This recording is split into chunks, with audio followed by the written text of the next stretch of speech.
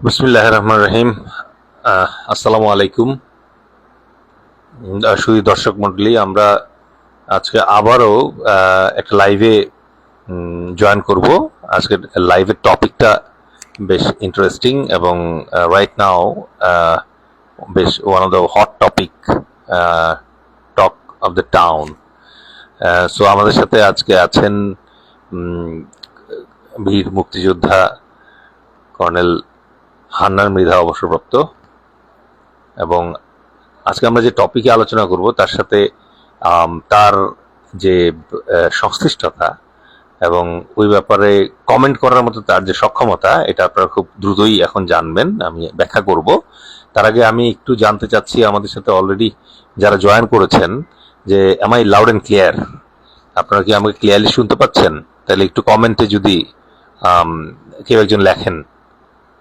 ওকে,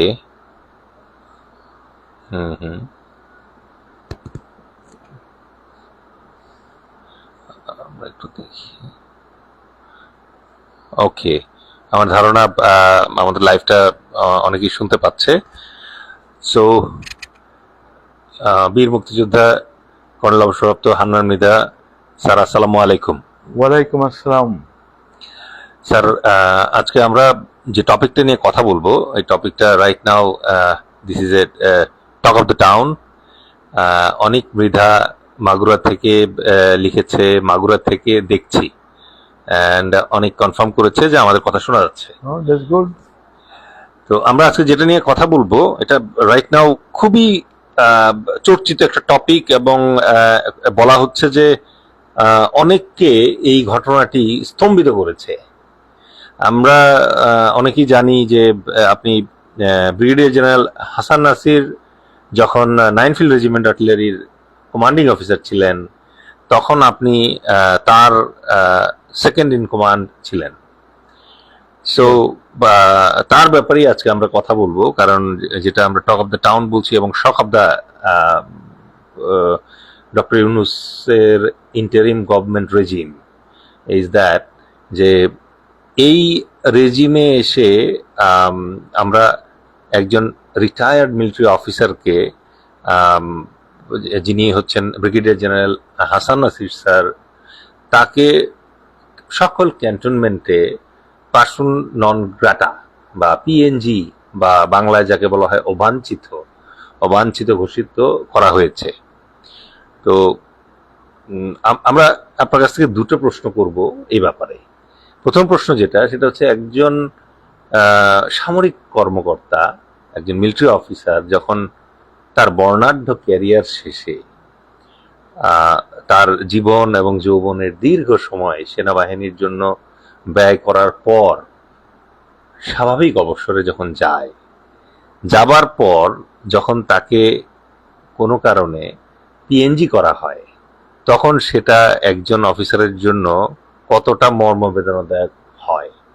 এই প্রশ্নটিতে যাবার আগে আমি আপনার কাছে যে দ্বিতীয় প্রশ্নটা করতে চেয়েছিলাম, সেটা শুরুতেই আপনার কাছে আনসার জানতে চাইব। সেটা হচ্ছে যে ব্রিগেডিয়ার জেনারেল হাসান নাসির স্যারকে আপনি ব্যক্তিগতভাবে কতদিন ধরে চেনেন, এবং কেমন অফিসার হিসাবে, কেমন কমান্ডার হিসাবে আপনি তাকে মূল্যায়ন করেন? ধন্যবাদ স্যার। ধন্যবাদ। বিসমিল্লাহির রহমানির রহিম। এটা স্তম্ভিত হওয়ার মতো ঘটনা। Brigadier Hasan Nasir from general cadet college, যে ক্যাডেট কলেজে আমার পরিবারের সদস্যরাও আছে, এবং he is a gunner officer, I am too. But তার মতো একজন আউটস্ট্যান্ডিং অফিসার বাংলাদেশ আর্মিতে থাকা, ইট ইজ এ মেয়ার, আমি বলবো যে এলিমেন্ট অফ লাক। আমি শুরু করি, সে একটা কোর্স করতে গেছিল পাকিস্তানে, locating course. After coming from there, the CGS of Pakistan army send a report about this course report, and আমাদের বাংলাদেশের জেনারেল নুরুদ্দিন তখন সিজিএস ছিলেন, হি রিসিভ দ্যাট লেটার। তো এই চিঠিটা রিসিভ করার পরে জেনারেল নুরুদ্দিনের পোস্টিং হয় 24 ডিভিশনের জিওসি হিসেবে। আমার তখন পোস্টিং ছিল চিটাগং 15 ফিল্ড রেজিমেন্ট আর্টিলারিতে।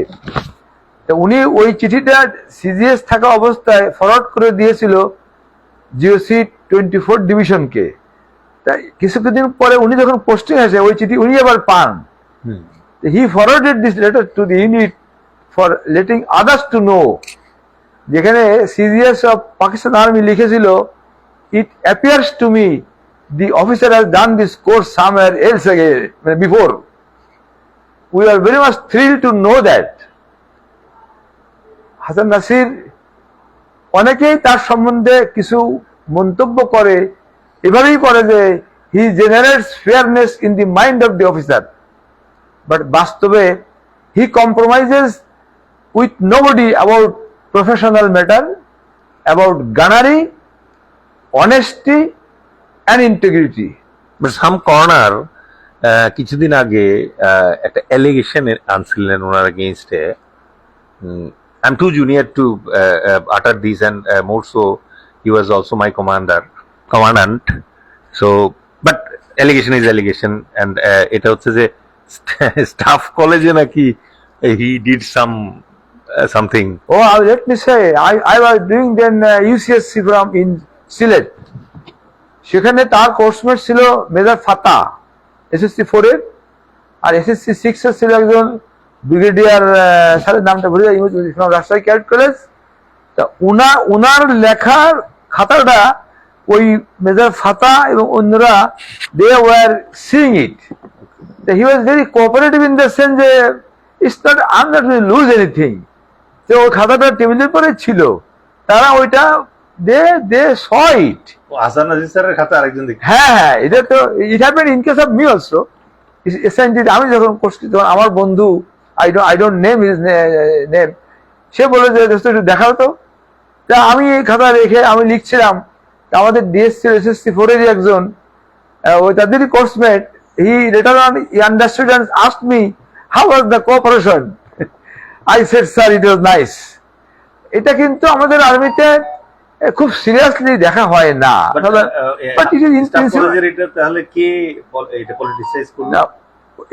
এই জন্য করছিল যে আমাদের আর্মিতে আর্ম সার্ভিসের ভিতরে একটা এরকম থাকে, একটা মানে পার্সিয়ালি থাকে। প্লাস হাসান নাসিরের ডিএস ছিলেন যিনি major Shabab Ashfaq, he was from general cadet college, first entry. তো ওই বিষয়টা হ্যান্ডেল করার দায়িত্ব তাকেই দেওয়া হয়েছিল। অনেকেই বলে যেহেতু he from general cadet college, এখানে একটু পার্সিয়ালিটি হয়েছিল। But Shabab Ashfaq sir was my adjutant also in the military academy. I must tell it, আমাদের পাসিং আউট প্যারেডের সময় আমার বেল্ট হঠাৎ করে আমার স্টাফ এসে বললো, তমজিদ স্টাফ গানার আর কি, সে বলে যে আমার বেল্ট হাত দিয়ে, সাহেব আপনার বেল্ট লুজ কেন? তখন পিছনে ঘোড়ার পিঠে বসা ছিল। তা আমি বললাম স্টাফকে একটু ফান করেই, স্টাফ আমি বেল্ট লুজ করে এটা অ্যাডজুটেন্ট জানে, কিন্তু আমি বুঝতেই পারিনি যে আবার পিছনে শাবাব আশফাক স্যার হয়েছে। উনি ওনার মাজার বেল্ট খুলে আমাকে এমন জোর এটা বাড়ি দিল, আমি আমার শরীরের ভিতরে একটা স্পার্ক হয়ে গেল। তাকায় দেখি যে Shabab Ashfaq. I said sorry sir, but he is like me so much that he remembers when he was PS2 generation also. এই কথাটা আমি এই জন্যই বলছি যে এই যে ফিলিংসটা among the cadet college, among the area, এটা হয়েছে, হবেও বটে। বাট তবে আপনি যখন টুয়াইসি ছিলেন, হ্যাঁ, এবং তখন যখন হাসান নাজির স্যার সিও ছিল, perhaps it was his second or third command. It was fourth command, third আর ফোর্থ কমান্ড, তার জন্য 3 ফিল্ড, তারপরে 8 ফিল্ড, 9 ফিল্ড, এরকম মানে থার্ড 4 কমান্ড ছিল আর কি। আমি তখন আমার যশোরে পোস্টিং। আসলে আমার এখন আপনারা দুইজনই আর্মিতে মোটামুটি স্ট্রেট টকার এবং ট্রুথ টকার হিসেবে পরিচিত। তাহলে একই ইউনিটে CO2IC দুইজন ম্যাচ করতে হবে। এখানেও একটা ঘটনা আছে। আমার 2IC পোস্টিং হয় নাই even after completion of 18 years of service. That was a miracle. Okay. I wrote dear to my chief of army staff, General Mahbub. So I'd like to know why I am not posted as 2IC in artillery unit, where I commanded then 5 rifle battalion in 5 different places, BDA battalion. তা উনি আমায় শুধু বললেন well it will be scene. তারপরে brigadier কালাম সাহেব, না brigadier Magura বাড়ি ওনার, উনি কালাম সাহেব নাকি, হ্যাঁ কালাম সাহেব রাইট, উনি তখন MS ছিলেন। উনি he went to Jessore to address the officer of the Jessore cantonment. তা উনি আমি তখন পোস্টিং ওখানে।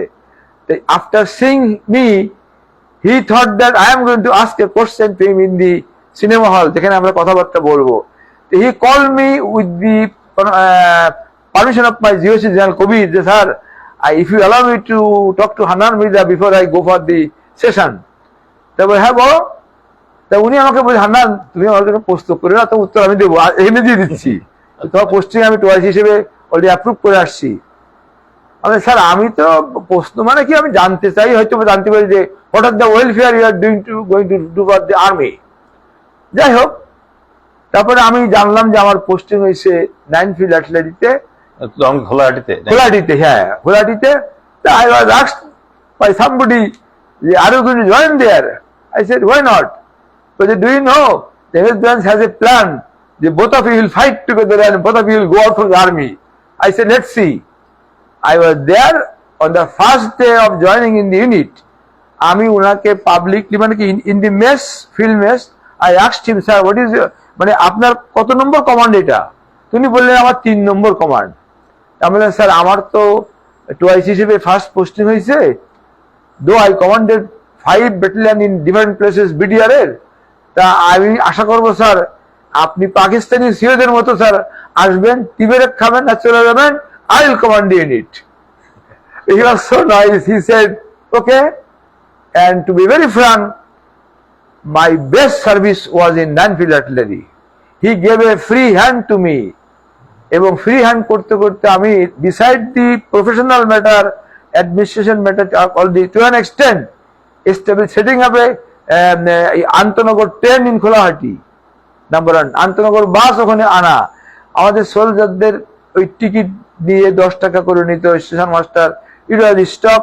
এবং it was not only in it, whole area was very happy যে আন্তনগরে GOC general Hasan Nazmul Amin, he passed the order to Colonel Admin, Colonel Akbar Akhtar from Federal Cadet College, engineering officer, তাকে বললো যে আকবর তুমি একটা স্টেশন অর্ডার করো যে twice 9 feet Hannan Mirza has done this thing, and it was like that. I enjoyed my tenure and serving with him. But the day he came, he now 1 minute, he wrote my SCR. Oh.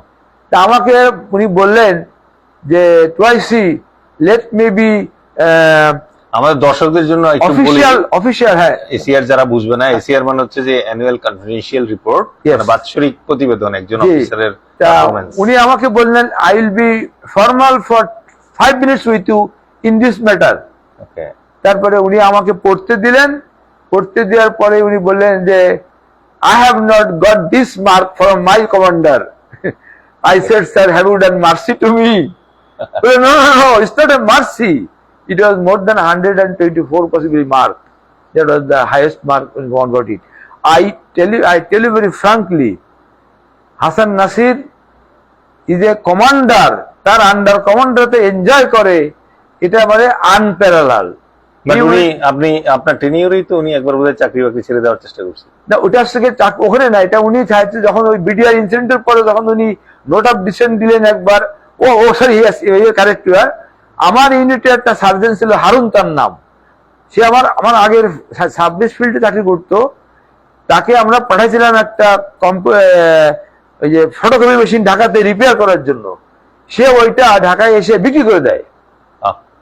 তার বাড়ি হচ্ছে ওই আমাদের সৈয়দ নজরুল ইসলাম সাহেব vice president, ওই এলাকার বাড়ি তার। তা বিক্রি করে দেওয়ার পরে হঠাৎ করে বলে আমাকে হাইজ্যাক করে নিয়ে গেছে সকাল 10টার সময় সায়েন্স ল্যাবরেটরি থেকে। যেহেতু Harun was the soldier of my unit, former unit 26 field artillery, so I became very honoured with him, যে 26 ফিল্ডের কোনো সৈনিক এই কাজ করতে পারে না, অন্তত ইফ আই এম অ্যালাইভ। এত আমার পপুলারিটি সেখানে ছিল। আমার ছিল রাশাদ লস্কর, এ আদার ডেইজ এ জান্নাত I could not judge you when you were with me. I'm sorry. I said, no, sir. However, তারপরে ওরে আমরা no he cannot be allowed to be in the army. তখন আমি বললাম যে কি করা যেতে পারে, আমি আগে দেখিনি ওর র্যাঙ্কটা সাবস্ট্যান্টিভ কিনা। I made a phone call to central school, না ওরটা সাবস্ট্যান্টিভ না, মানে কাঁচা। তাই চার্জশিট করলে he will be demoted to the rank of corporal, and corporal চাকরি চলে যাবে, না বয়স কমে যাবে, he will be off. And we conveyed this to our commander. Commander ছিল তখন brigadier Aminul Karim, Rajshahi cadet college. Lieutenant general, he is lieutenant general. তখন ওনাকে বলেই কিন্তু আমরা এই সিদ্ধান্তটা নিলাম। কিছুদিন পরে জানলাম যে ওই Harun wrote an application to Prime Minister Sheikh Hasina. Hasina, হ্যাঁ, হাসিনা তখন প্রধানমন্ত্রী। আচ্ছা আচ্ছা, তার কাছে অ্যাপ্লাই করেছে, তারপর অবিচার করা হয়েছে। এবং সে এমনও বললো যে আমরা দুইজনই ওই এন্টি আওয়ামী লীগ টাইপের অফিসার ইন দি ইউনিট। মানে দ্যাট তার বুস্ট পাইল সে। তখন ওখানে আমার প্রধানমন্ত্রীর মিলিটারি সেক্রেটারি ছিল সাফায়াত, অর্থাৎ শহীদ রাজেশের ছোট ভাই, এসএসসি টুর ব্রিগেডিয়ার সাফায়াত। ও এটা পেয়ে ওই চিঠিটা প্রধানমন্ত্রীকে দেখানোর পরে প্রধানমন্ত্রী ওই তার ভাই যে শহীদ সাফায়াতুল ইসলামের ভাই আশরাফুল ইসলাম, উনি শেখ হাসিনার কাছে লেখার পরে শেখ হাসিনা সেনাপ্রধান জেনারেল মুস্তাফিজকে লিখে দিলেন যে প্রয়োজনীয় ব্যবস্থা গ্রহণ করুন। তখন জেনারেল মুস্তাফিজ করলেন, উনি divisional commander GOC general Ahsan Nazmul আমিনের কাছে লিখে দিল যে to take him back in the army. মানে স্যাক্ট কর্পোরাল, হ্যাঁ, ডিসমিস ফ্রম সার্মার কোর্স চাকরিতে আমি চলে গেল সে অ্যাজ কর্পোরাল।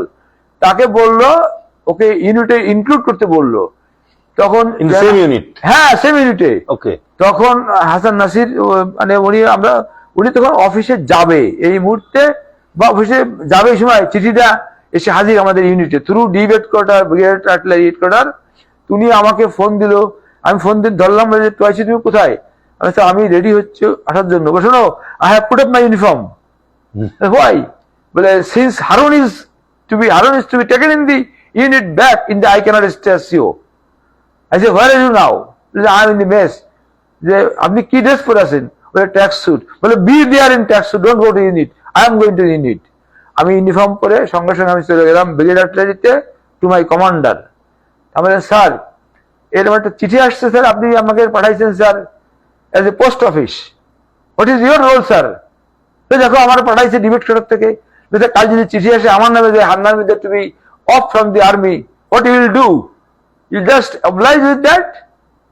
তুমি এরকম নিচ্ছ কেন? না, তার মানে স্যার আপনার কাছে তো অনুমতি নিয়েই আমরা হারুনের বিরুদ্ধে অ্যাকশন নিয়েছি, because he is a thief and he is known to be thief দেখে। তখন উনি বলে, আমি স্যার আর তাছাড়া স্যার আপনি আমার সিওকে একটা এক্সপ্রেশন কল করেছেন কেন? Do you think that you are the only popular commander? My CO is equally popular in the unit. It will be seen by head clerk, adjutant will come to know it. আপনার যদি কিছু বলার থাকে call him in the office and tell him. তখন উনি বললেন, হান্নান দেখো তোমার মধ্যে তো ম্যাচিউরড লোক এখানে কম আছে, আমার বিএম বা ডিকিউ কখনোই আমার এই ধরনের কোনো কথা করে নাই। আমি is nice man, he just said sir next time sir আর করেন না স্যার। স্যার ওই চিঠির উত্তর আমি দিচ্ছি স্যার, আমার সিও তো লিখবে না স্যার, আমি লিখছি স্যার, আপনি যদি ফরওয়ার্ড করে দিন স্যার। তো তুমি কেমনি লাগবা? আমি লাগবো আমার CO AOD, he will go to CMS. আমি বললাম, বলে আমি লিখলাম চিঠি। আমি যে চিঠি লিখলাম about the fact that this corporal was a sergeant, he was my soldier in 26 artillery, এবং সে এই কাজটা করে দিন 7-10টার সময় সায়েন্স ল্যাবরেটরি থেকে ভ্যানের থেকে আমাদের পিপিসি মেশিন জোর করে নিয়ে গেছে। It can't be, he has just lied. আপনি সম্মতি দিয়েছেন স্যার, আর আজকে আবার সম্মতি দিচ্ছেন তাদের নিয়োগ করার জন্য sir. Do you think that we should stay in the unit? তুমি কি করতে চাচ্ছ? আমি চিঠি লিখতেছি sir, you will forward it to debate quarter. তোমার CO will be on AOD, absent on duty. Accordingly I wrote a letter to debate quarter. আমার commander সেটাকে জাস্ট ফরওয়ার্ড করে দিয়েছে, উনি আর কিছু লেখেন নাই, ফরওয়ার্ড করে দিয়েছে। It has gone two debate quarter. GOC দেখছে এটা। জিওসি এর আগে একটা ঘটনা ছিল, জিওসি আমাদের ফায়ারিং এর সময় যখন গেছিল, তো ফায়ারিং এ যাওয়ার সময় আমাদের ওই হাটাতে উনি তখন আর কি বললেন যে শোনো এরকম অ্যাক্সিডেন্ট হয়েছে ডিবেট কোয়ার্টারে, তোমরা অ্যাক্সিডেন্ট করো না, 10,000 টাকা দিয়ে যাচ্ছি, তোমরা এই যে পিটিভোজ খাবা, ইউনিটে যে ফাইন। আসার সময় আমার সিও কমান্ডারকে বললো যে আমি একটু স্যার ঢাকায় নেমে যাব, ওনার ফ্যামিলি ঢাকায় থাকতেন আর কি। Hannan will take the unit to Kholahati.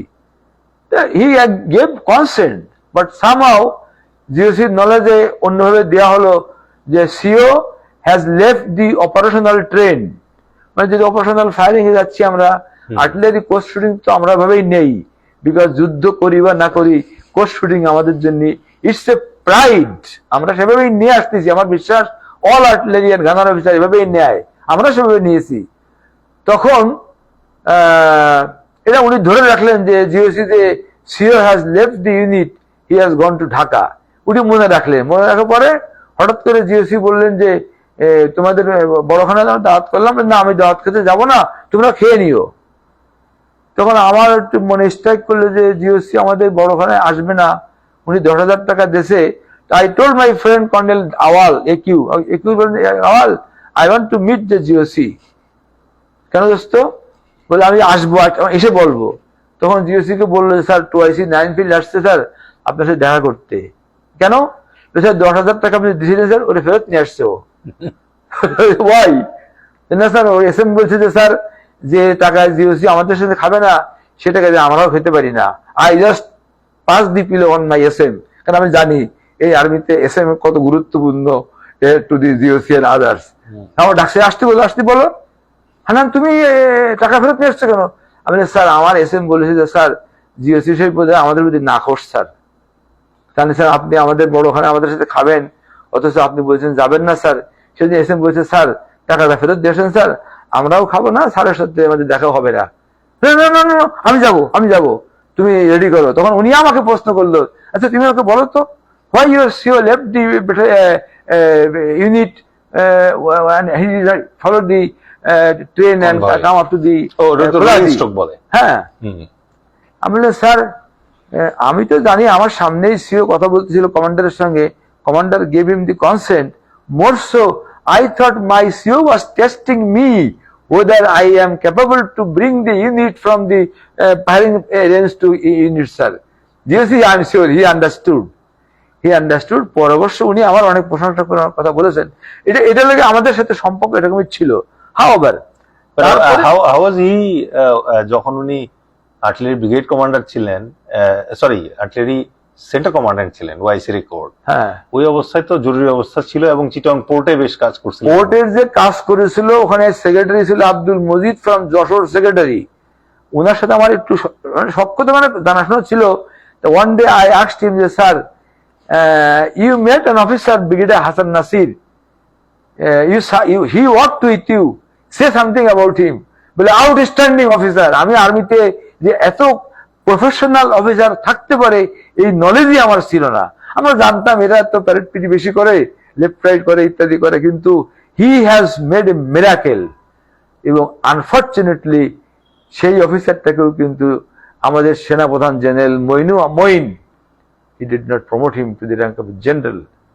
যদিও আমি আমার একটা ভূমিকা সেটা পরে বলবো সে কথাটা, বাট তাকে প্রমোশন না দেওয়াটা তার লস হয়নি, loss to the army, loss to the artillery, এটা গুলো একটা জিনিস। তারপরে কিন্তু হাসান নাসিরের উপরে কিন্তু রাগ কিন্তু কমে নাই। ইভেন উনি যখন পোস্টিং হয়েছিল ডিএমটি মানে এমটি ডাইরেক্টরেটে G1, আমার তখন পোস্টিং হয়েছিল লগ এরিয়াতে, তখন আমাদের ডিপিএস ছিলেন একজন ব্রিগেডিয়ার, নামটা মনে নাই, উনি হি ওয়াজ অলসো আফটার হিম, যে কি করে একটা চিঠি থেকে ধরাই দেওয়া যায়। হঠাৎ করে উনি একটা অ্যাডভাইস করলেন যে the CO to be advised to be tactful while dealing with the under command.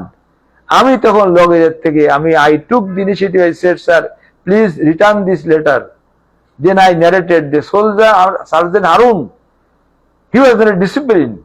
যদি ডিসিপ্লিন সে থাকতো তাহলে সিওর বিরুদ্ধে অভিযোগ থাকলে he could go to commander and could ventilate his mind. He has not done it. He did not have confidence on the commander. He could go to GOC. He has not gone to GOC. He had no confidence on the GOC. He went to Chief of Army Staff. তাও সে করে নাই, directly সে প্রধানমন্ত্রীকে লিখেছে। ওর যদি সুযোগ থাকতো, লিখে দিয়েছি, সুযোগ থাকলে ও জাতিসংঘে চলে যেত। এই ধরনের সৈনিকদের যদি প্রশ্রয় দেওয়া হয়, সেনাবাহিনীর শৃঙ্খলার মানদণ্ডে ধস নামবে, এর কোনো সন্দেহ নাই। লিখে দিলাম যে যে Hasan Nasir should not be served with any more letter like that, তাহলে দেন আই সেড যে জাস্টিস একজনের ফাঁসির অর্ডার দিতে পারে, সেই আসামির মহামান্য রাষ্ট্রপতির কাছে মার্সি পিটিশন করতে পারে, মহামান্য রাষ্ট্রপতি তাকে মাফ করে দিতে পারে, কিন্তু জাস্টিসের প্রতি কতদিন প্রেসিডেন্ট কিন্তু কোনো শাস্তি দিতে পারে না। এইটা যখন আমি লিখে দিয়েছিলাম, আমার কমান্ডার ছিল, যে নাম বলতেছিলাম আমি, সে বললো কি হান্নান এই চিঠিতে আমাদের সাইন করায় না। আমি স্যার আপনি স্যার অফ যান স্যার, আমি লিখে দেবো এওডিতে। আমি আবার এওডিতে সাইন করে দিয়েছিলাম আমি, but I did not allow the army headquarter to touch my CO. প্রশ্ন আসতেই পারে হু আই অ্যাম, বিকজ আমি তাকে দেখেছি, আমার সিও যদি আমাকে প্রোটেকশন দিতে পারে, I am equally to give protection to him to. আজকে তাকে এই যে পার্সোনাল নন গ্রেটা করেছে কি জন্য আমি জানি না। I thought after Sheikh Hasina has left this country, এই বোধহয় পিএনজি আর এদেশে এই আর্মিতে হবে না, কিন্তু আমি খুব শকড হয়েছি, আমি খুব কষ্টও পেয়েছি। আমি জানতে চাই কেন, কি কারণে হয়েছে।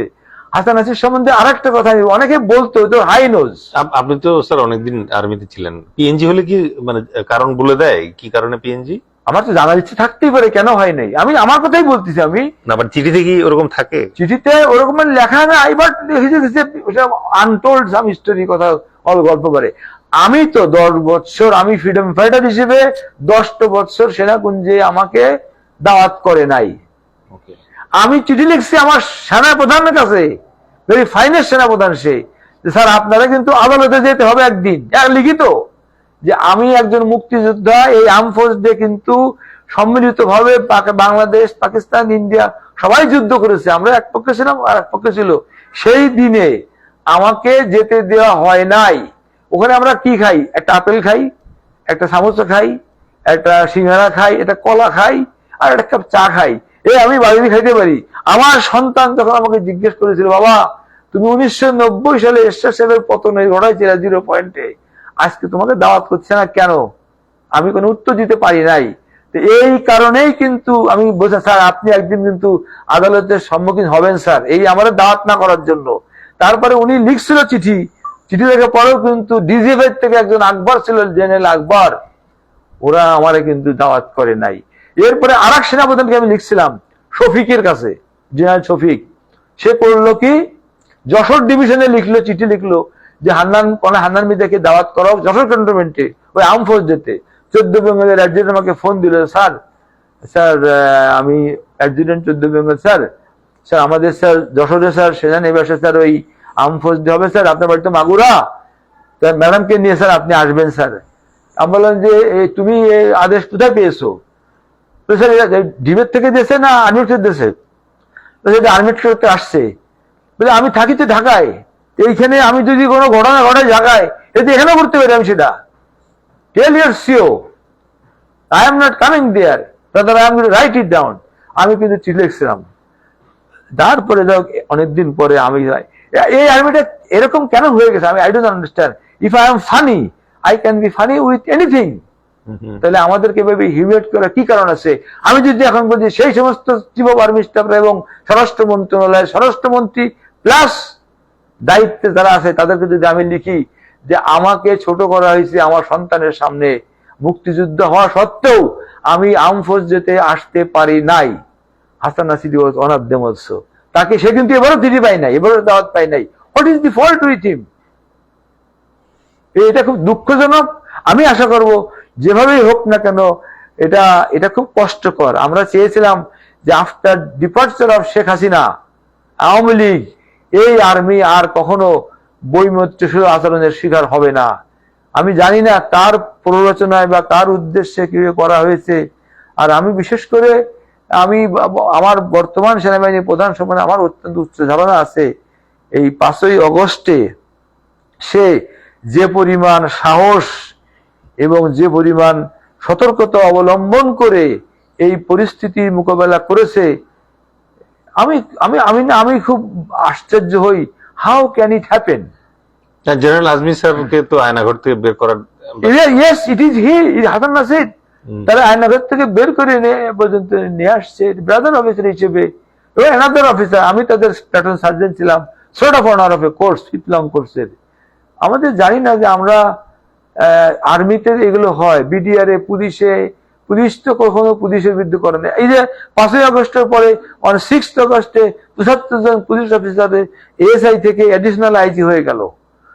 376 ব্রোকারদেরকে পদোন্নতি দিয়ে ফেললো। ওরা কি করে ফেললো 5 তারিখ থেকে 3 দিনের মধ্যে? What army has done. উনি তো সেই আর্মিদের জন্যই তো, যদিও উনি মুভ করেছিল আর্মিদেরকে, আমাদের ব্রিগেড অফিসারদেরকে কিছুটা নিয়োগ করার জন্য বা ফিরে আসার জন্য, এটা থেকে এটা অপরাধ তো হয় নাই। তাদেরকে যদি এমপ্লয় করতে, ইভেন এখনো যদি এমপ্লয় করে আইন শৃঙ্খলা রক্ষার্থে, they will be of good use. But recently আমরা ইকবাল করিম ভুঁইয়া স্যারের কিছু লেখায় দেখলাম যে তার সেনাপ্রধান শাসন আমলে বেশ কিছু ঘটনার ব্যাপারে উনি মন্তব্য করেছেন, এবং ইভেন এমন কথা বলেছেন যে some very senior officer joint Baksal or what to that effect.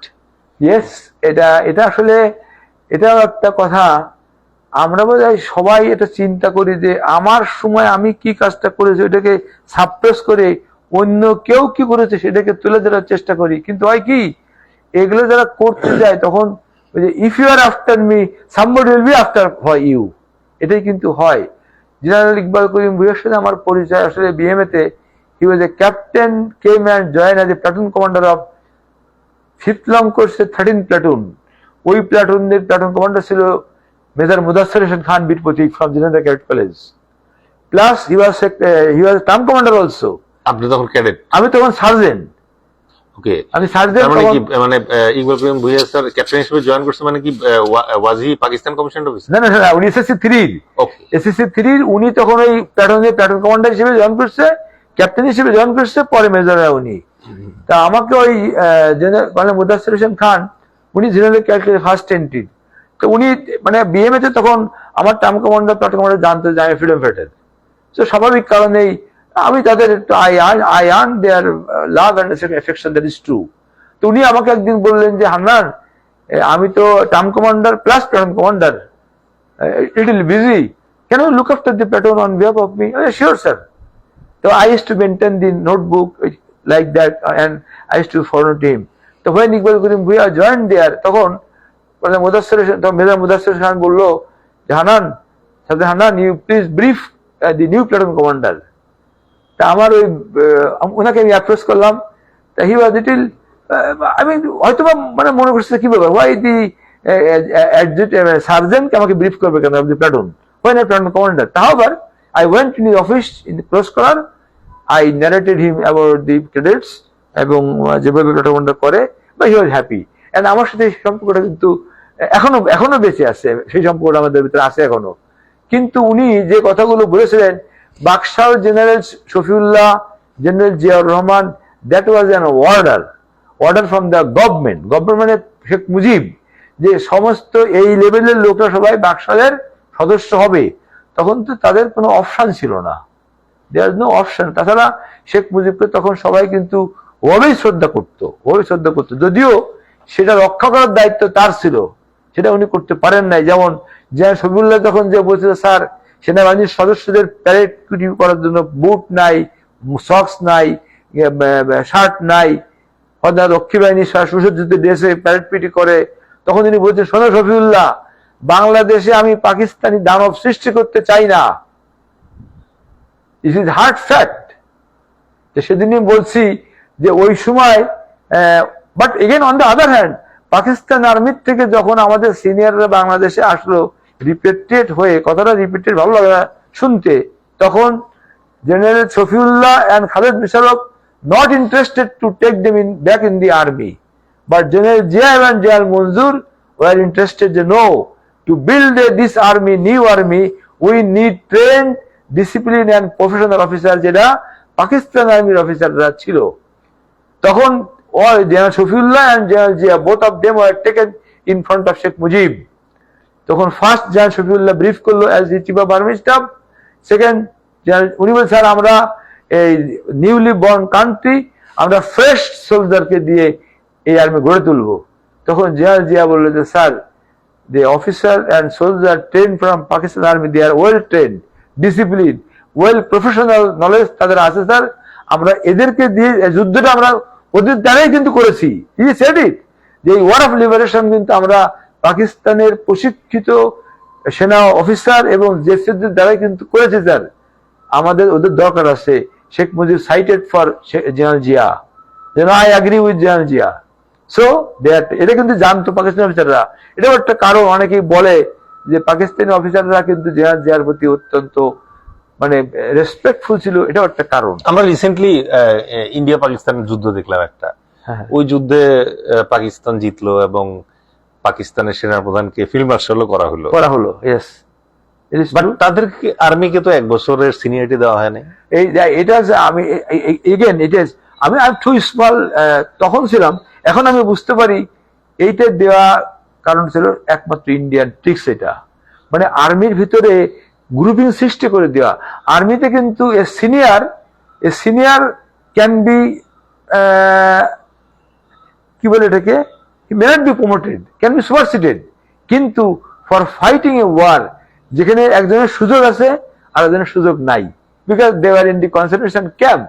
So তাদেরকে আনার পরে এই যে সিনিয়রিটি দেওয়ার পরেই কিন্তু ডিসপ্যারিটি স্টার্টেড।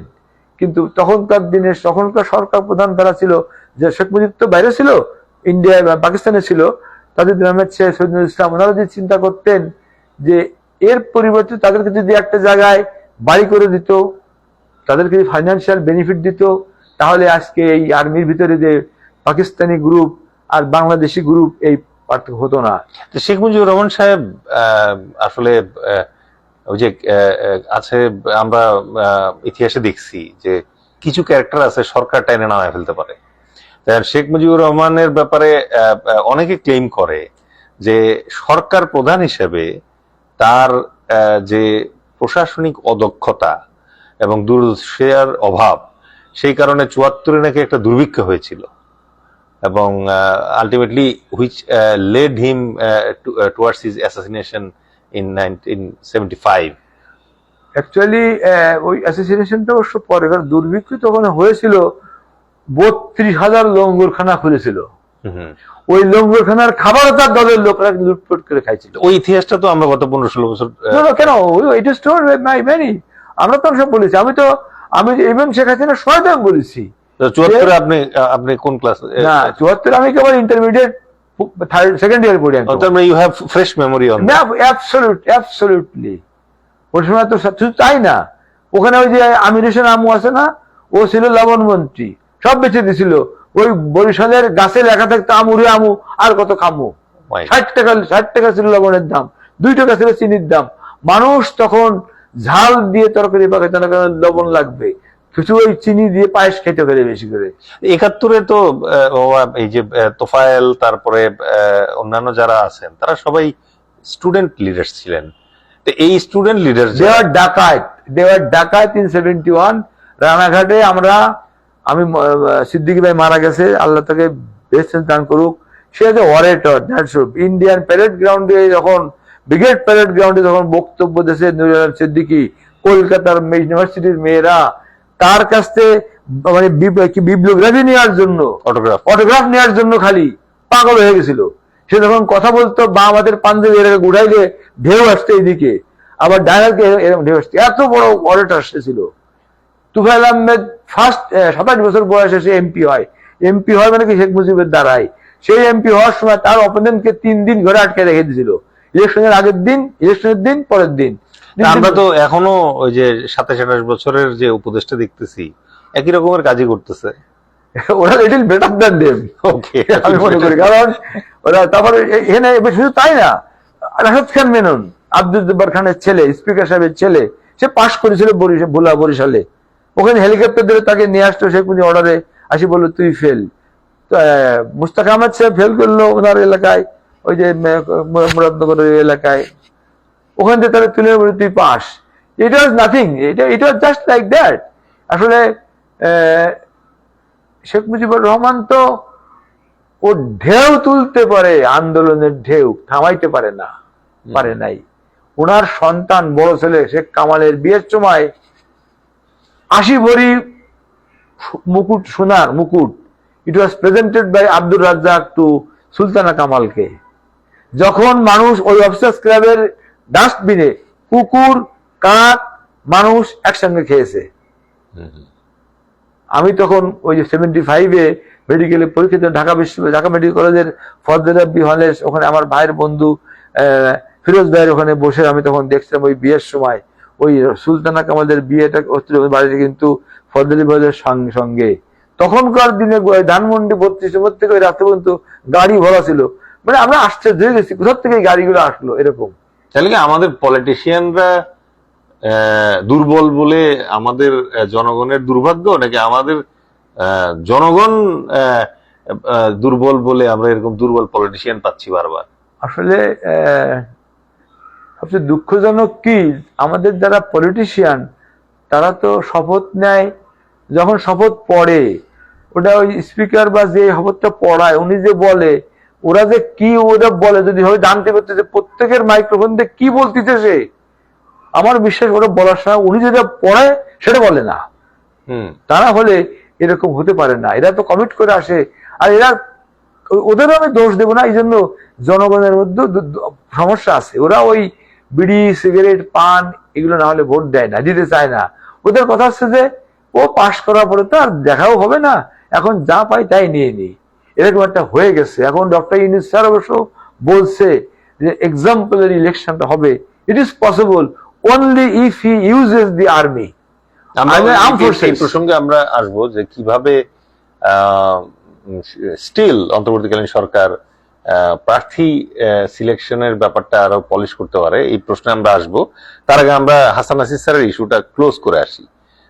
এখন তো একটা বাজে ইনসিডেন্ট ঘটে গেছে, আলটিমেটলি মানে ওনার মতো একটা সিনিয়র অফিসার, কন্ট্রিবিউটিং অফিসার, আমি আরেকটু বলি ভুলে যাওয়ার আগে, হাসান নাসিরের বাড়ি আমি কিন্তু গেছিলাম আমার ছেলেকে ক্যারেক্টারে ভর্তি করতে, যে লোকে বলে যে ওর হাই নোজ আছে।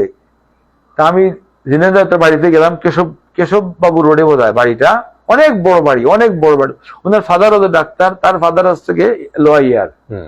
তা তখনকার দিনে ব্রিটিশ আমলে কিন্তু অর্ডার ছিল যে কোনো মুসলমান পাকা বাড়ি করতে পারবে না, বিল্ডিং করতে পারবে না।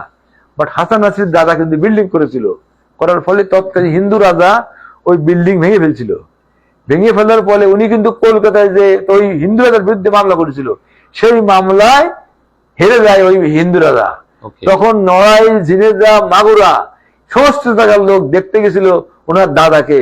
আমি সেই বাড়িতে যে তখন চিন্তা করলাম, ইয়েস, হাসান নাসিরের যে হাইনেস আছে, হি ডিজার্ভস। তার বড় ভাই সাইফুল ভাই, আমার বড় ভাইয়েরই বন্ধু, তা সাইফুল ভাই আমার অত্যন্ত শ্রদ্ধাভাজন ব্যক্তি উনি, আমি ওনাকে যথেষ্ট, আমাকে অত্যন্ত স্নেহ করি উনি আমাকে।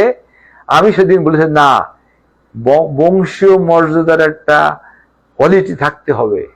হাসান নাসির ওর বন্ধুদেরকে যারা তারাও স্টাফ করা, তাদের এক্সারসাইজ পেপার লিখে দেয়, কমরেড বলে ডাকে, আবার পরে অন্য তারা করে। যেমন আমি তার বলি, তার একটা এসিআর লিখছিল, যেমন স্টাফ কর্নেল স্টাফকে দিয়ে লেখাই ছিল জিওসি, তা তো ডেফিনেটলি আউটস্ট্যান্ডিং অফিসার।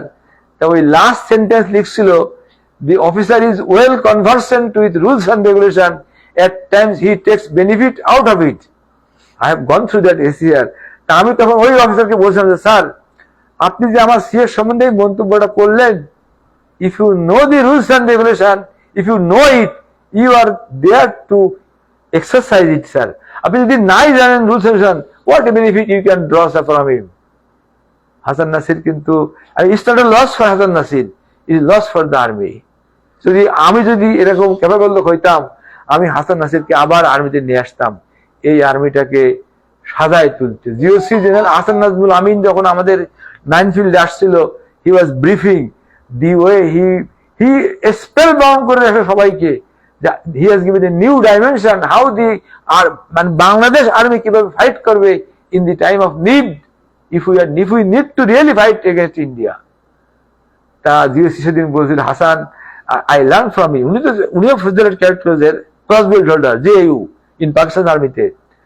তা আমি শুধু এটুকু বলবো যে আমাদের আর্মির যাই আমাদের আছে, আমি সবাইকেই বলবো যে আসেন আমরা সবাই এই আর্মিটাকে ভালোবাসি। আমরা ব্যক্তিগত এই স্বার্থের কথা বলবো না। হাসান নাসিরকে হি ওয়াজ স্টাফ টু আর্মি হেডকোয়ার্টার, তাকে সাভার ডিভিশনে নিয়ে যাওয়া হলো একটা ইনকোয়ারি করতে, তাহলে সেখানে ডিসপ্লেজার দেওয়ার অ্যাডভাইস করা হলো। It's not correct, it's not correct. তার বিরুদ্ধে যদি কিছু করতে হয় সেটা আর্মি ট্রিটে করতে হবে। এখন কথা হচ্ছে যে আপনার মনে হয় যে নেক্সট গভর্নমেন্ট আসলে এই পিএনজি তুলে ফেলবে? এটা নেক্সট গভর্নমেন্ট কেন, উই শুড নাও বলা উচিত। তাতে কি আছে, আমাদের তো এখানে একটা কথা আছে, কিন্তু আমরা আসলে ওই যে হযরত খালিদ বিন আব্দুল ওয়ালিদ, আমরা তো সেখান থেকে শিক্ষা নিতে পারি, তাই না? হযরত ওমরের সাথে কিন্তু তার কিন্তু রাইভেল ছিল বাল্যকাল বয়উড থেকে, কিন্তু খালিদ বিন আব্দুল ওয়ালিদ যে পদে যেত সেই পদে মুসলমানরা জিতে যেত। একদিন হযরত ওমর চিন্তা করলো যে in absence of Khalid bin Abdul Walid ওই লোকগুলো আবার হয়তো রিভার্ট টু রেঞ্জিং ফিরে যেতে হবে। সেখানে কি করতে হবে তাহলে? হঠাৎ করে উনি কোনো যুদ্ধে হেরে গেছেন কোনো ঘটনা আমার জানা নেই। হিজ নেম ওয়াজ ছোটপাল্লা, মানে জুলফিকার ছোটপাল্লা। তো উনাকে তখন উনি একটা যুদ্ধে জয়ী হওয়ার পরে ওখানে একজন কবি ছিলেন ওই সময়, ওনার সম্বন্ধে খুব ভালো কথা লিখছিলেন। তা Khalid bin Abdul Walid was very happy to read it. তো উনাকে কিছু পুরস্কার দিছিলেন। তো Hazrat Omar was trying to get a scope.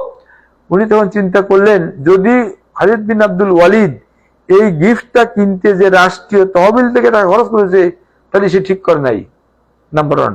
যদি সে তার নিজের থেকে খরচ করে থাকে তাহলে সে অপচয় করেছে।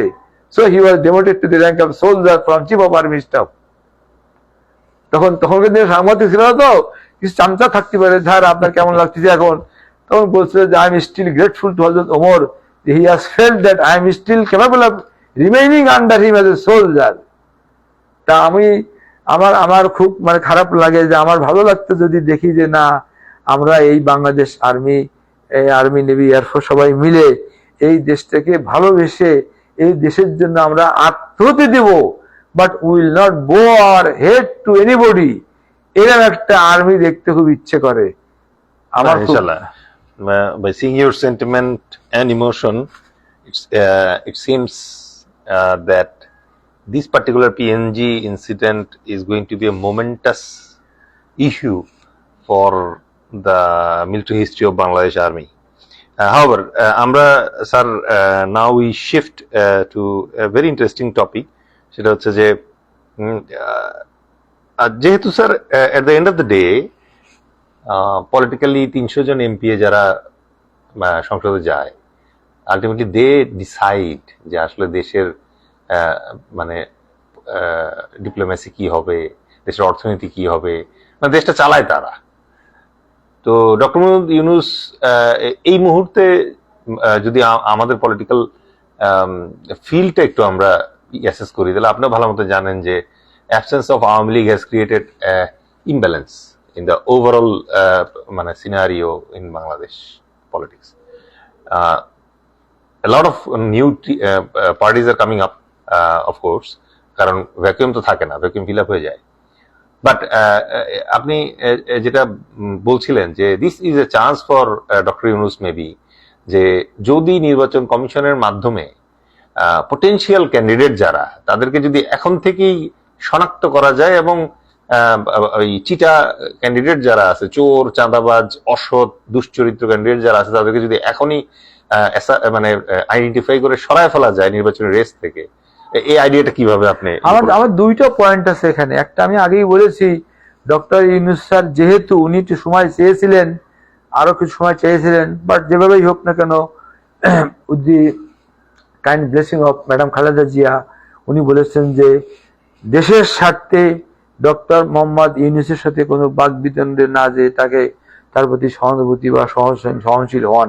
এই কথাটা এটা এমন ভাবে মানে আগুনে পানি দেওয়ার মতো অবস্থা হয়ে গেছে, কেউ আর কোনো কথা বলে নাই, সবাই মেনে নিয়েছে। নাম্বার ওয়ান, উনি যদি খালি একটা কাজ করেন, আমি এখনো বলতেছি, সব দলকেই বলুক নির্ধারিত তারিখের আগে 1 মাস 2 মাস আগে তারা তাদের ক্যান্ডিডেট সিলেক্ট করে ফেলুক, ফেলে এটা হ্যান্ড ওভার করুক টু গভর্নমেন্ট তার সমস্ত eyes and ear, DGFI, FIU, NSI যা আছে সবাইকে দিয়ে একেবারে চালনে যেমন সেকে ফেলে না সিটে আর ধান, ঠিক ওইরকম যদি বাছাই করে ফেলে যে who all R honest first. আমাদের প্রথম দরকার প্যাট্রিয়ট, দেন অনেস্টি। ইংরেজি জানার লোকের দরকার নেই। আমার মনে আছে এখন Asaduddowla sir the secretary, Pakistan army secretary, উনি পাকিস্তানের সেক্রেটারি, উনি যখন মিটিং এ গেছিল ইন্ডিয়ার সাথে, সরস চরণ সিং নাকি যেন একজন ছিল নদী গবেষণার উপরে আর কি, তো ওনার যাওয়ার পরে দেয়ার আর 151 ক্লজ, একটা ক্লজও বাংলাদেশের পক্ষে ছিল না। আসাদুদ্দৌলা স্যার সাইন করে নাই। তখন ওই মন্ত্রী এবং সেক্রেটারি কমপ্লেন করলো বঙ্গবন্ধুর কাছে যে আপনি এমন একজনকে পাঠাইছেন যে পাকিস্তানের প্রশিক্ষিত, সে তো বাংলাদেশকে পছন্দ করে না। Sheikh Mujib already annoyed with him, ডাকলো যে আসাদুদ্দৌলা তুই কি করে আসছিস? বলে স্যার 151টা ক্লজ, একটা ক্লজও বাংলাদেশের পক্ষে না। তখন শেখ মুজিব, তুই ঠিক কথা বলছিস? যে হ্যাঁ আমি ঠিক কথা বলছি। তাহলে ঠিক আছে, এরপরে তুই সাইন না করে চলে আসবি। আর একটা আছে এবিএম আব্বাস, মনে হয় পানি ভিতরে, উনি একদিন ইন্ডিয়ায় যাবে এই কথা বলার জন্য। তখন শেখ মুজিব বলেছে যে আব্বাস তুমি যাওয়ার আগে আমার সাথে কথা বলে যাবা। ওনার টাইম আসছে গিয়ে 3:30 4টার সময় প্লেন যাবে, তো 2:30 3টে বেজে গেছে। তো উনি বঙ্গবন্ধু তাহলে ডাকে না। তখন সে বারবার মানে মনে করাই দিচ্ছে বাচ্চার থেকে ওই যে কুষ্টিয়া বাড়ি, ওই রাজু আহমেদের ছোট বাচ্চা, ওই মানে বিলেন চলে যায় বাংলাদেশের, তো মনে করে দিচ্ছে স্যার আব্বাস সে তো দেরি করতেছে ওখানে।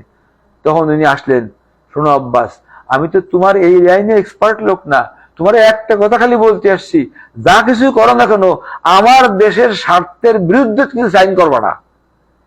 এটাও তার একটা ডাইনামিজম। কিন্তু সে হয়তো ওই মন্ত্রণালয় সম্বন্ধে অভিজ্ঞতা নাও থাকতে পারে, বাট একটা তো বুঝতে পারে যে আমার দেশের স্বার্থের বিরুদ্ধে তুমি সাইন করবা না, সাইন করে তোমার আমি ধরে বসবো।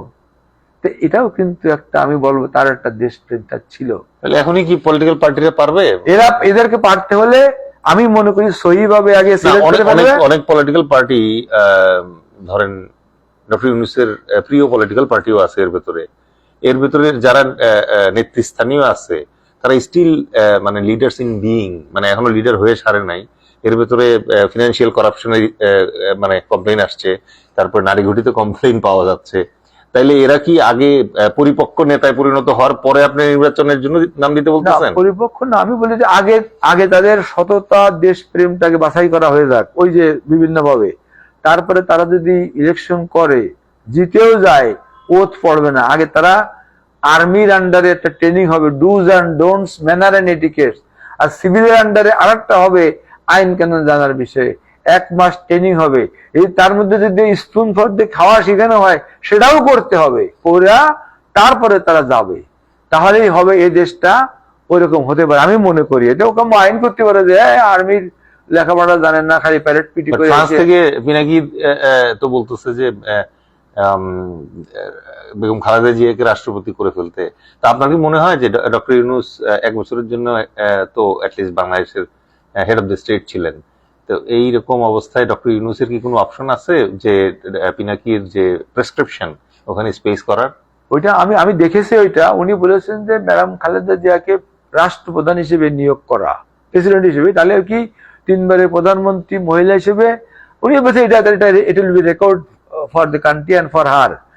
তবে হ্যাঁ, ডক্টর ইউনূস তো চিফ অ্যাডভাইজার, উনি তো চিফ অ্যাডভাইজার শুধু প্রধানমন্ত্রীর দায়িত্বই তো না, উনি কিন্তু প্রেসিডেন্টেরও চিফ অ্যাডভাইজার।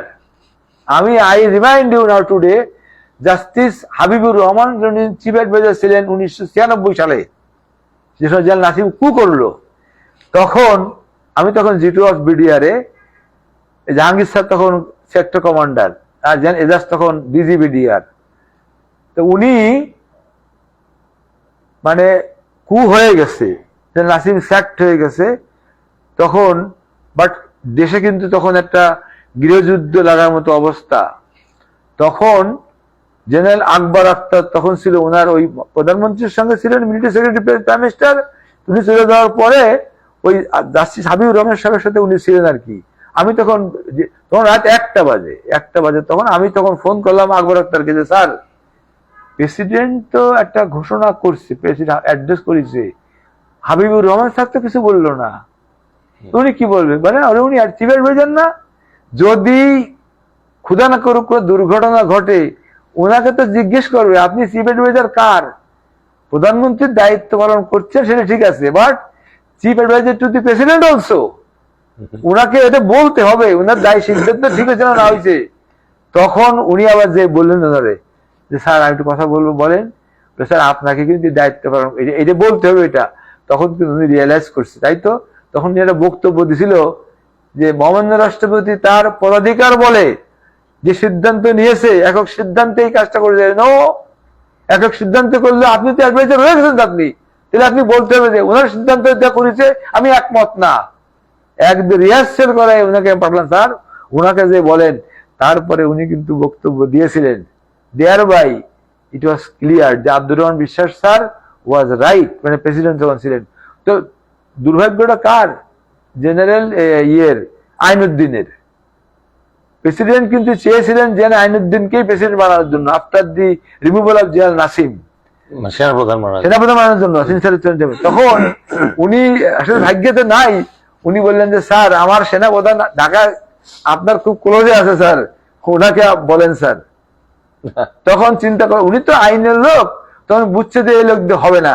তখন উনি বললো জেনারেল মতিনকে, বললো জেনারেল মতিন, উনি বললেন যে স্যার আমাকে দিলে লোকে বলবে যে আমি তো ডিজি, আমি সেনাপ্রধান হওয়ার জন্য এই ঘটনা ঘটাইছি। আমি কিন্তু জেনারেল মতিনকে চার্জ করেছিলাম পরে, স্যার সেদিন আপনি এই চিন্তা করে সেনাপ্রধানের দায়িত্বটা নেন নাই, সেদিন দায়িত্ব নিলে স্যার এই আর্মির দুর্ভাগ্য এরকম হতো না।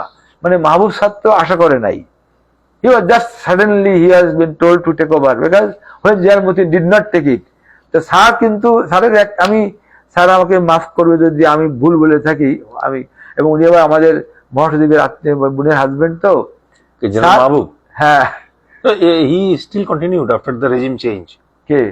মানে স্যার তো মানে সেনাপ্রধান হিসেবে কন্টিনিউ করছিলেন। হ্যাঁ, ওটা তো উনি সেনাপ্রধান কেন করছেন শিবা, উনি একটা পন্থা অবলম্বন করলেন যে যদি ওই ইলেকশনে আওয়ামী লীগ পাশ করে যায় না, যদি বিএনপি পাশ করে যায়, তো বিএনপির তো ক্যান্ডিডেট উনি বিএনপির লোক, এই কন্টিনিউ। আর যদি আওয়ামী লীগ করে যায় তাহলে মনে করতে না আমাদের পক্ষে কাজ করে পাশ করে গেছি, এই চাষটা ওনার জন্য রহমতের বর্ষণ করে আর কি। কিন্তু আর্মি জেনারেল মতিন শোনো আন্নান, তোমার মতো এত সূক্ষ্মভাবে চিন্তা করে না, কিন্তু স্যার আপনি আপনার মানে স্কিন সেভ করার জন্য আপনি দায়িত্ব গ্রহণ করেন নাই, সেদিন দায়িত্ব গ্রহণ করলে স্যার এই আজকে এই দেশের এই অবস্থা হতো না। But he was also right, যে না লোকে তাহলে বলবে যে ডিজি জেনারেল মতিন এইটা করাইছে, ঘটনা ঘটাইতেছে। Another gunner chief was General Atik. Oh my God, my salute to him. Outstanding chief of army of Bangladesh. But he was against sending military officers to BGB or BDR. No, he sent it. Okay, he sent it with the intention. Normally এতে কি BDR এর আগে পাঠানো হতো অফিসারদেরকে, যাদের not like to B promoted, ওখানে গেলে একটু ফুর্তি বা সুভাষিলের টাইপ হতে পারে। বাট উনি তো প্রফেশনাল লোক, উনি প্রথম আর্টিলারি পাঠাইছে হিল ট্যাক্সে, তাতে অনেক আর্টিলারি অফিসার খুব নাকশ ছিল। বাট উনি কিন্তু চাইছে যে no, artillery officer should be posted to hill tracts and BDR. কেন উনি বললে এই কারণে যে বিডিআর অফিসাররা গেলে নর্মালি আর্মি অফিসাররা বর্ডার এলাকার 150 গজের মধ্যে ইন ইউনিফর্ম যেতে পারবে না 1975 এর রুলে আছে এটা। তুমি চিন্তা করলেন যে আমি ভালো ভালো অফিসারদেরকে G2 অফস BM এইগুলোরে পাঠাবো বিডিআর এ, তাহলে ওরা ইউনিফর্ম পরে they will go to the border area, terrain analysis ওরা করে আসবে। In the time of war এরা ওই G2 আই হবে, G1 হবে, ডিএমও হবে, ইত্যাদি হবে, তো ওরা মনে ভাসবে হোয়ার টু প্লেস দি গান, হোয়ার টু প্লেস দি ট্যাঙ্ক। ওটা প্রফেশনালিজম। মানে আমি তো মানে চিন্তা করি যে স্যারের পায়ে হাত দিয়ে সালাম করার সৌভাগ্য হলে আমি খুশি হতাম। তো যদিও উনি আমার মাথায় হাত দিয়ে সালাম দোয়া করেছিল কোনো একটা ঘটনায়, কিন্তু উনার মতো একটা লোক এই আর্মিতে আসলে ভেরি রেয়ার। মানে after president Ziaur Rahman it is general Atiq, এরপরে আমরা কারো পাই নাই। আর পাইছি যেগুলো সেগুলো জমি জাতি নিয়ে। আজকে আমি গতকালকে শুনলাম একটা কথা, এখানে আমাদের এই ডিএসএস মিরপুরের এখানে নাকি অনেক জমি জাতি ছিল, অনেক সিনিয়ররা নাকি 1 বিঘা 1.5 বিঘা করে নাকি পাইছে। আমি এটা নাকি মুস্তাফিজ লেফটেন্যান্ট মুখ্য মুস্তাফিজ নাকি জানে, আমি তো নাম্বারটা জানি না। বাউনিয়াতে না, এই যে আমাদের এই এখানে আমাদের এয়ারপোর্ট আর ইয়ার মাঝখানে আমাদের এই ডিএসএস এর যে শপিং কমপ্লেক্স আছে না, কমপ্লেক্স থেকে যাওয়ার আগে যে এখানে নাকি 1 বিঘা করে ভাগ করে নিয়েছে এরা। এই সমস্ত কারণেই কিন্তু সিভিলিয়ানরা বলতে সুযোগ পায় যে আর্মি মানে যেমন পাকিস্তান আর্মির একটা ঘটনা আছে, ইন্ডিয়ান ওই টেরেন অ্যানালাইসিস না ইন্টেলিজেন্সে বলে, ওই ইন্ডিয়ান আর্মিকে বলা হয়েছে যে ফাইন্ড আউট দি ওদের ডিফেন্সিভ এরিয়া কোথায় কি আছে না আছে। ওরা এসে বলে যে we did not find any defensive material, আমরা খালি দিয়েছে দেখছি ওখানে, মানে বিল্ডিং দেখছি। হাওয়ার আমি মনে করি যে আমাদের এই আর্মিটা আমাদের কষ্টের আর্মি। এই আর্মিটা আপনার কি মনে হয় যে ধরেন আমাদের যে ট্যাক্স অফিস আছে, ট্যাক্স অফিস, হ্যাঁ, ওই যে এনবিআর এর উফ, এনবিআর এর সিনিয়র অফিসার আপনার মতো আফসোস করে এনবিআর নিয়ে আছে মেজর কি বলে যে সেক্রেটারি আব্দুল মজিদ ফ্রম যশোর। তো এখন তো যে পরিমাণ লুটে পুটে খাচ্ছে, তারপরে তো এটা দুঃখজনক যে এই এনবিআর অফিসাররা আন্দোলন করলো, মানে কিভাবে আসলে ওরাও তো মানে অফকোর্স মিলিটারি ফোর্সেস এর মানে প্রায়োরিটি এক জায়গায়, বাট আদার গভর্নমেন্ট অফিসিয়াল যারা আছে, যারা গত 16 বছরে highly recruited by Sheikh Hasina regime, আবার পটেনশিয়াল যারা আছে তাদের ভেতরে 90% কি ইন্ডিয়াতে ট্রেনিং করায় আনছে। তো এরা আপনার কি মনে হয় যে এই দেশ কি এদেরকে নিয়ে পারবে চলতে? এটা খুব দুঃখজনক। এই জন্য বলতেছি যে ইভেন কমিশন ব্যাংকে বিভিন্ন প্রসেসের মাধ্যমে যাইতে লাস্টে কিন্তু হয় ভেরিফিকেশনটা হয়। বেরিয়ে হলে থানার ওসি তো বা একজন অফিসারকে পাঠায়, এরা প্রথমে যে দেখা করে চেয়ারম্যানের সঙ্গে, চেয়ারম্যান সাহেব আসেন, খাইতে আসেন, খাওয়াই টাওয়াই দেয়, এদের কি নেওয়া যাবে না, এ তো বিএনপি মাইন্ডেড, এটা আওয়ামী লীগ মাইন্ডেড, এভাবে করে। ইস, দুঃখজনক। এটা কিন্তু পাকিস্তান আমাদের এরকমের ছিল না। ওরা তো কলম বিরতি দেয় অহরহ, তারপরে কারো কর্মবিরতি। তবে এটা এটা এটা কিন্তু কঠিন ব্যাপার না, আমি মনে করি এটা কঠিন ব্যাপার না। এই যে সি যারা হয়েছে না, আমি তো মানুষ যদি টেলিভিশন অন করে দেখতে পারবে, আমি বলেছিলাম এই আওয়াল সাহেব আপনার কোর্ট মার্শাল হবে, কারণ আপনি বিডিআর ইনসিডেন্টের সময় আপনি যে আইনটা সেনাবাহিনীর আইনে করা দরকার, এই বিচারটা আপনি সেটা সিভিল আইনে করেছেন, সেই জন্যই পুরস্কৃত হয়েছেন আপনি। You have become CEC. আজকে আমার বন্ধুকে বলছিলাম যে দেখো তোমাদের কিন্তু ডাক পড়বে, আমার ক্লাস কোর্সমেট আনহ্যাপি। এখন আমি আর ফোন করি না, এই জন্য মনে করতে পারি আমি তাদের মনে করাই দিচ্ছি কিনা।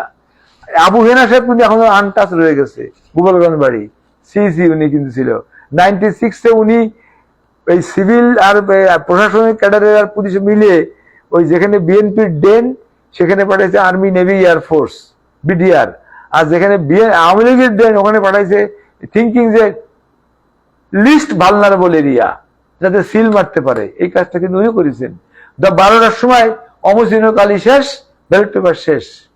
আমি তো ফোনে বলছি ওনারে, ওনাকে তো ধরা দরকার। তখন যে ব্রিগেডিয়ার জাভেদ নামে একজন অফিসার ছিল, 14 সালের ইলেকশনে আমি আপত্তি করেছিলাম ওই রকিব সাহেবের নামে, চিঠি এসেছিলাম। তা আমি স্যার এই চিঠি রিসিভ করেন, বলে না আমি রিসিভ করবো না, বলে আমি এখনই প্রেস করে যাবো আপনার বিরুদ্ধে বলতে। ব্রিগেডিয়ার জাভেদ, ইঞ্জিনিয়ার স্টেশন 464-এর, আপনার বিরুদ্ধে এখনই যাবো, কিন্তু যে আপনি আমার এই দরখাস্ত রিসিভ করলেন না, আচ্ছা তুমি পাঠাই যাও। আমি ভেবেছিলাম যে সিইসি কে এভাবে লেখার পরে হয়তোবা I may be taken into task, কিন্তু এদের তো সাহস নাই তো এদের।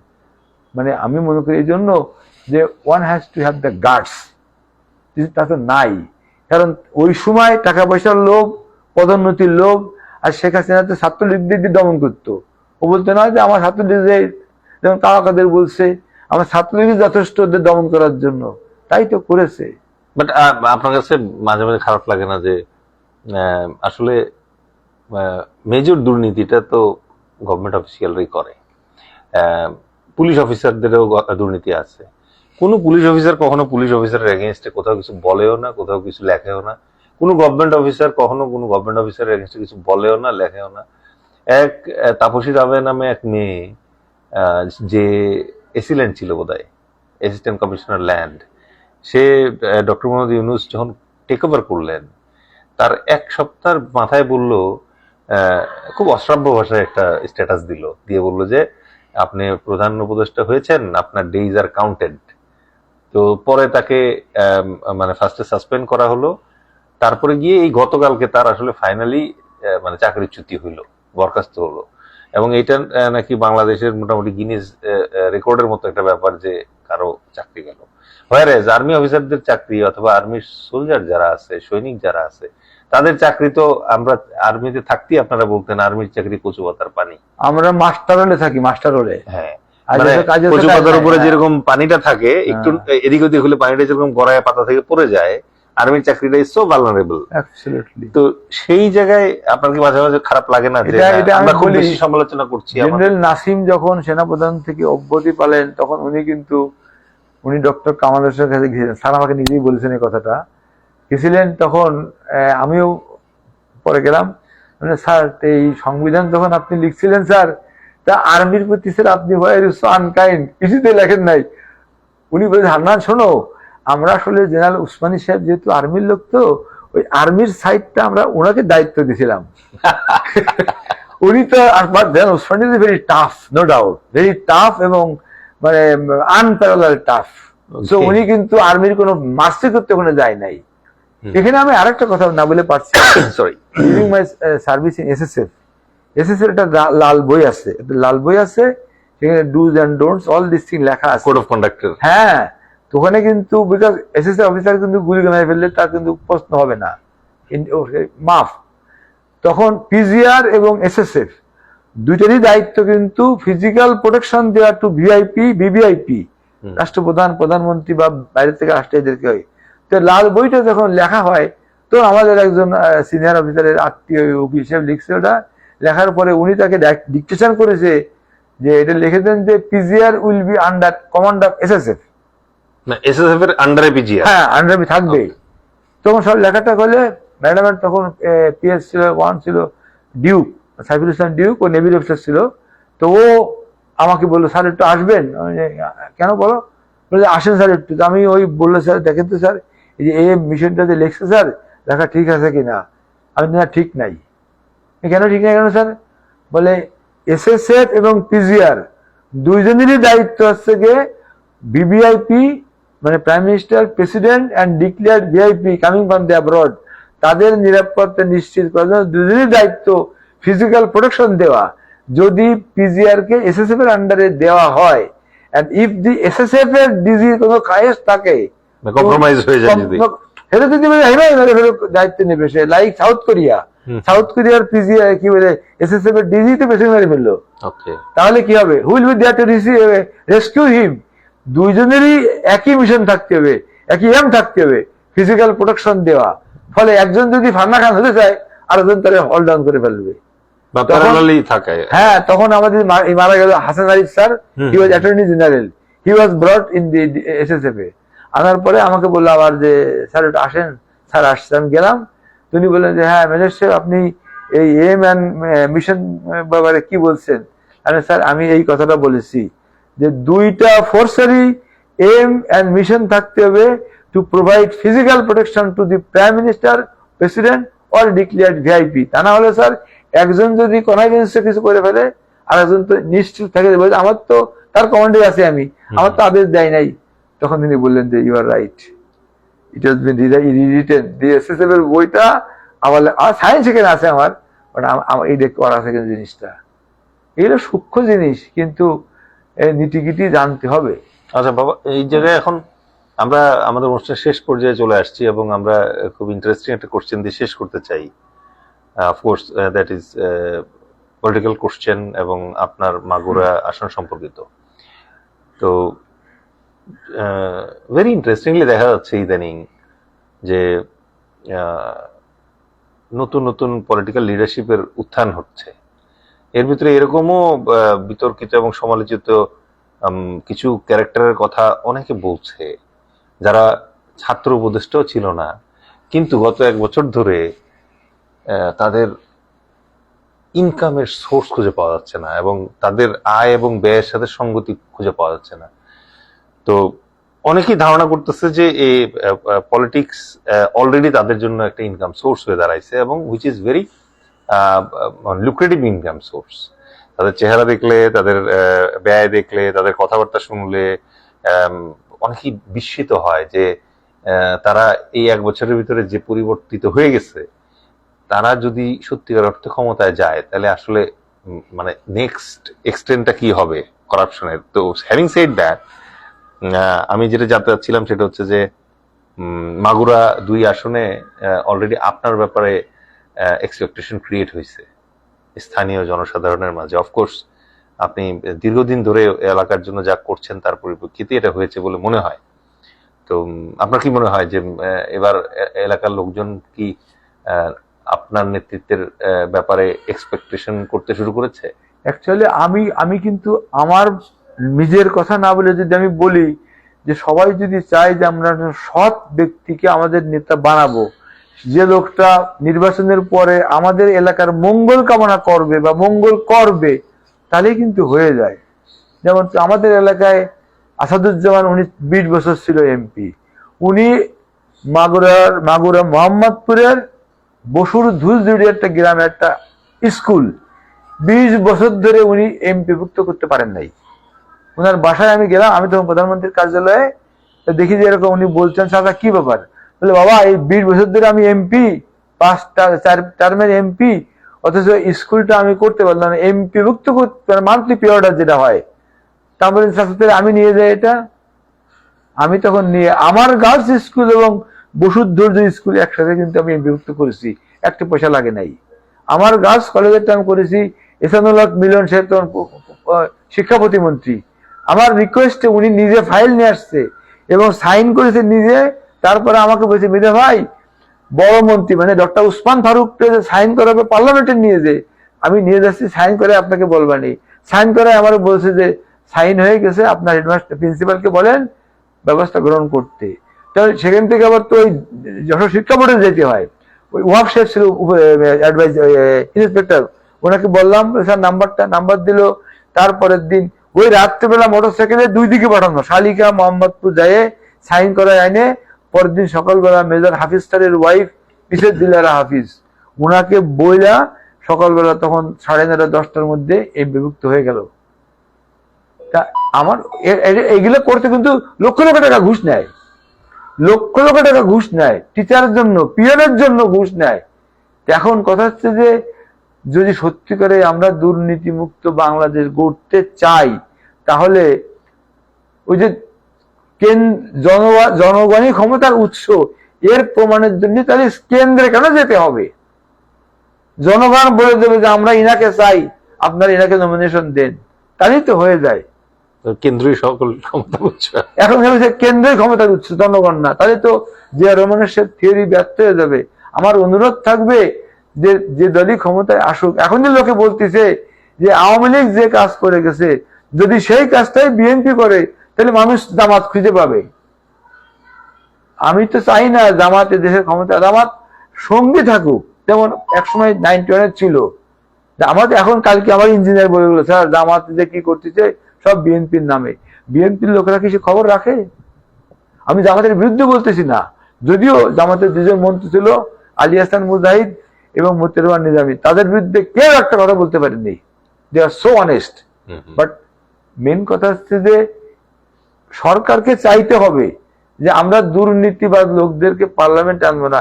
ইন্ডিয়ান পার্লামেন্টে একজন এমপি একটা প্রসঙ্গে কথা বলতেছিল, তো এমপি বলছে, স্পিকার, মাননীয় স্পিকার, এই বিল যেদিন পাস হয় সেদিন আপনি পার্লামেন্টে ছিলেন, সেদিন আপত্তি কেন করেন নাই বলে বসে পড়ছে। স্পিকার বলে, কে বললেন কথা, কে বললেন? আর ওঠে না, বলে সেদিনও আমি এই কাজে উঠতে পারিনি।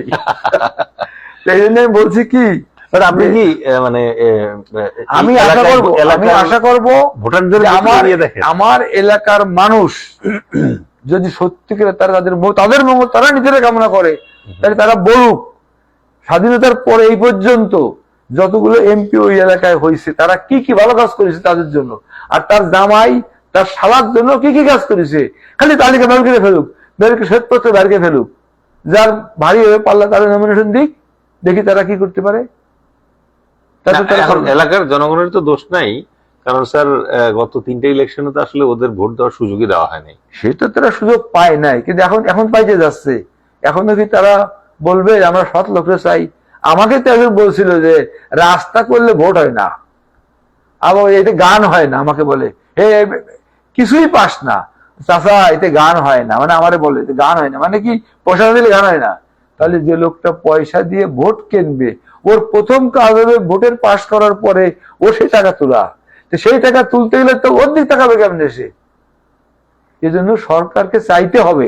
ডক্টর মোহাম্মদ ইউনূস খালি বললে হলো যে আমি এক্সাম্পল তৈরি করবো। স্যার এক্সাম্পল করতে হলে আপনাকে করতে হবে কি, আপনি দেখেন কার বিরুদ্ধে দুর্নীতির অভিযোগ আছে, তারে আপনি আল্লাহর কাছে মাফ করে দেন, তুই যা গাওয়া ভালো লোকদেরকে দেন, আর্মিকে বলেন সহি ভোট হবে হোক, এটা হতে সম্ভব, এটা ইট ইজ পসিবল, খালি you have to ask for it. এই সেনাপ্রধান সম্ভবত বলছে 8 বিভাগে 8 দিন। দ্যাট উই হ্যাভ সেড, আমরা তো সে কথা বলছি, আমরা তো বলছি সে কথা, সেক্ষেত্রে তারা কেউ শোনে নাই। এই আর্মি তো আছে, আর্মি তো আমাদের আর্মির কাজ কি, হুইসেল দিলে দৌড় দেওয়া। বাট মনে হচ্ছে আপনি যে ডিসকাশন গুলো করেন এগুলো সেনাপ্রধান পর্যন্ত যায়। আই ডোন্ট নো, বাট আমি খুশি হবো যদি ও এরকম একটা কাজ করে, ও যদি করতে পারে। Army chief of army staff যদি বলে যে আপনি আমাকে দায়িত্ব দিয়েছেন না টু কন্ডাক্ট দি ভোট, আমি সহি করে দেবো, এই সহি করতে আমার কি লাগবে সেটা আমার বন্দোবস্ত, আপনার দরকার নেই স্যার, ফার্স্ট ক্লাস।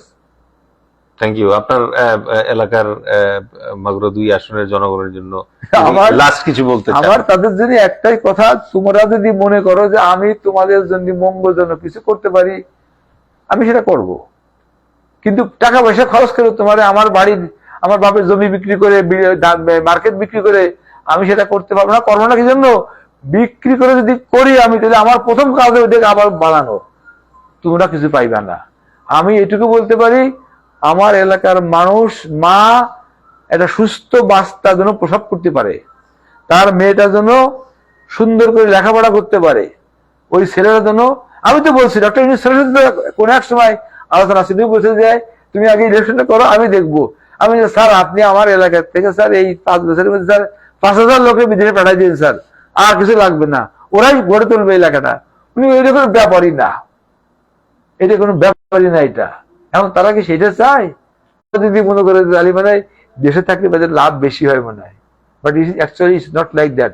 ওদেরকে বুঝায়, ওরা ওদের একটা ভূমিকা আছে যে না আমরা সহি লোককে ভোটটা দেব। আর এখন জোর করে ওই আজিজ মার্কা ভোট আর এখানে হবে না দেশে ইনশাল্লাহ, বা শফিক বলবে না যে আমি আমার মেয়ে এবং জামাই ভোট দিয়ে আসলাম যে এখানে, যেখানে কোনো ভোটারই নাই। তো সেই জন্য আমার অনুরোধ থাকবে, যদি সত্যিকার তারা, আমরাও যেমন ভালোবাসতে চাই, তারাও কিন্তু দেশটা ভালোবাসতে চায়।